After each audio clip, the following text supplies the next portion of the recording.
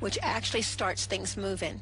But in just a moment, you'll see some other things that'll really get your attention. I just don't think it's right at all to call Barack Obama a traitor, at least not as far as I can tell, because I've not come across any evidence yet that he has done one thing to harm Kenya. Our opponent is someone who sees America as imperfect enough to pal around with terrorists who targeted their own country. You know, those are just a few of the hateful, divisive, and most importantly, false things that have been said about President Obama through the years, right up to just this past week. No matter how many times they're debunked, the lies never die. And here's the really scary part. What you hear from Tea Party politicians and the right-wingers on Fox News is just the tip of the iceberg. There's a well-coordinated, well-organized network of commentators, blogs, radio shows, and viral chain emails that spread and reinforce the anti-Obama hate machine. My former boss, Hillary Clinton, once pointed out there is a vast right-wing conspiracy. But today, it's not just a political machine. It's an industry. You can literally follow the lies through the conservative networks, and by the time the latest lie or conspiracy theory is touted as fact on Fox, it's merely reinforcing a mythology that's already been absorbed by its viewers and true believers for years. Joining me now to discuss this, Brian Grimm, Washington Bureau Chief for the Huffington Post, and Democratic strategist Joe McClain. Thanks to you both for joining me. Thanks, Karen. Thanks, Karen. Always glad to see you. Ryan, I want to start with you in an example sort of how this works. This issue about whether or not Obamacare would cover illegal immigrants. It started as an email chain in 2009, made its way throughout conservative websites, and then it reared its ugly head at the State of the Union. I want to go ahead and play some sound for you. The reforms I'm proposing would not apply to those who are here illegally. It'll benefit a very small amount of people, and it'll be the ones that are too lazy or unwilling to work, along with the millions and millions of illegal aliens in this country. Now, I wanted to play that because, I mean, obviously those comments are years apart, and it just shows, I think, how these things, like, get in there and, you know, cause people to believe things that are not true, but they just don't seem to go away, despite the fact that they're proven to be not true.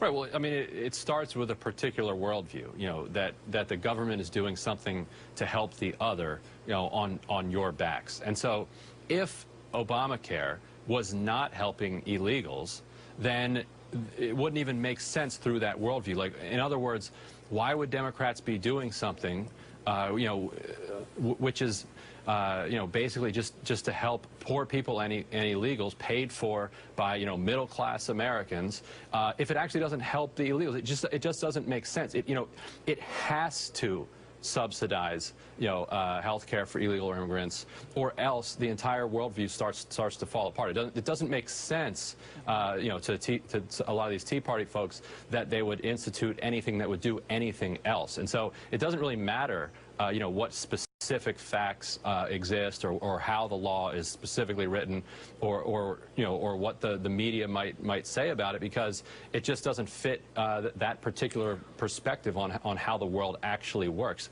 And you know, you can tell them, hey, look, this isn't how it happens. You know, the law is written so that, you know, people who are here without documentation don't have access to this.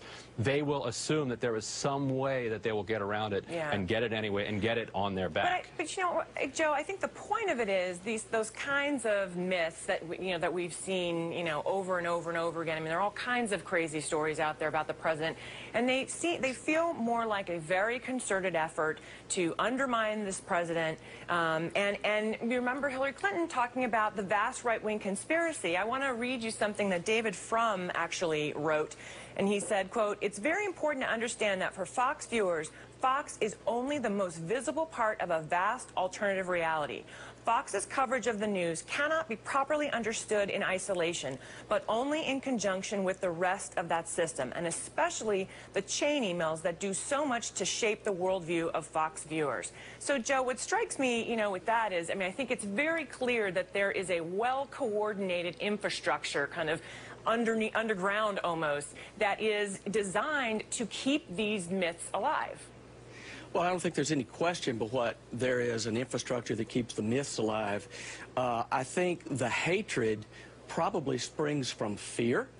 America is changing very rapidly in ways that make people of a certain age very uncomfortable, and they feel that their world is swinging out of their control, and there's nothing they can do about it. And the Tea Party zealots who are taking advantage of this fear and this hatred that it's caused profess to believe that America teeters on the brink of destruction.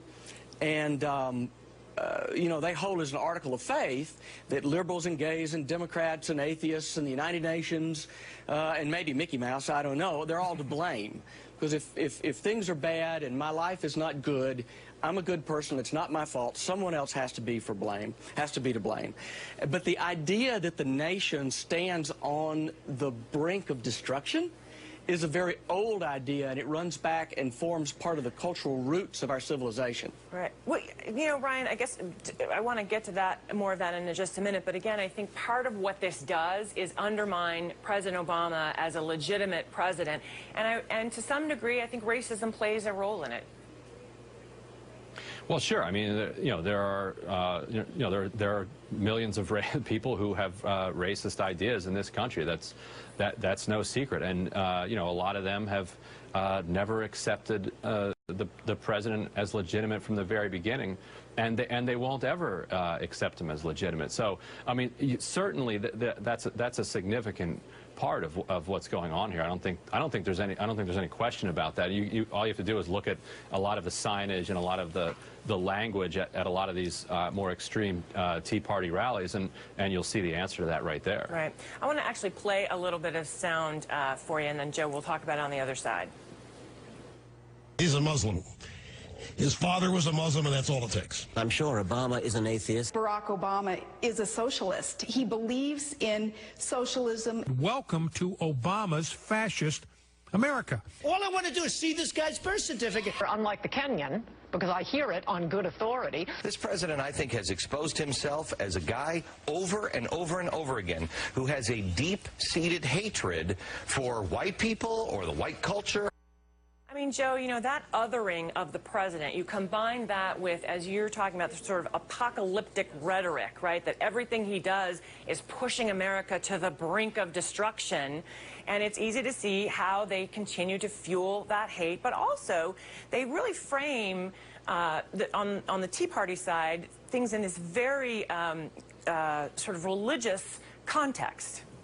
Well, they do, Karen, and of course, you know, the Tea Party isn't necessarily made up of the Christian right, but a lot of the energy, a lot of the animus in the Tea Party springs from the Christian right, and their rhetoric just rings with these religious overtones. And, you know, I call these folks, particularly people like Ted Cruz and Michelle Bachmann and Sarah Palin, I call them the new American apocalyptic prophets. Because they're prophesying the destruction of America unless the Son of Man comes in his glory to save them. And they are casting Barack Obama in the role of the Antichrist, which is very interesting. And lots of people in America were raised in Christian homes, and they read the book of Revelation in Sunday school. So these terms resonate with them very deeply.